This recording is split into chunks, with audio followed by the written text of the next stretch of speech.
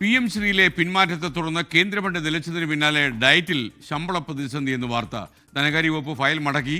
Diet അധ്യാപകരുടെ ശമ്പള വിതരണം അനിശ്ചിതത്വത്തിലായി. എസ് വിനീഷ് കുമാർ തിരുവനന്തപുരത്ത്. Vineesh, good morning.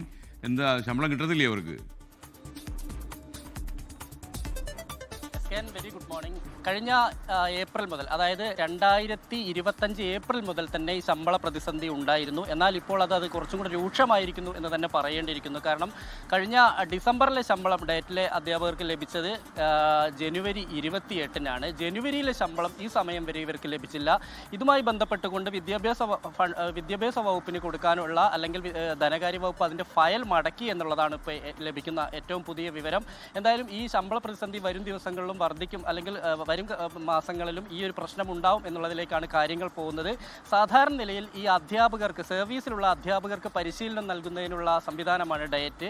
ഇത് 14 ജില്ലകളിലുണ്ട്. 14 ജില്ലകളിലെ ഏകദേശം 260ഓളം ജീവനക്കാരുണ്ട്. സാധാരണ ജീവനക്കാർ മുതൽ ലെക്ചർമാരും വരെയുണ്ട്. ഇവർക്കുള്ള മുഴുവൻ ആളുകൾക്കുമുള്ള ശമ്പളമാണ് ഇപ്പോൾ പ്രതിസന്ധിയിലായിട്ടുള്ളത്.